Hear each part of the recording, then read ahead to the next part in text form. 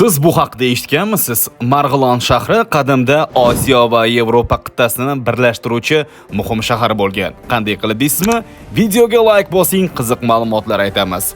Gap shundaki, Buyuk Ipak yo'lining asosiy yo'nalishlari shu yerdan o'tgan bo'lib, Sharqning katta savdo mahsulotlari aynan shu yerdan dunyo bozoriga chiqqan.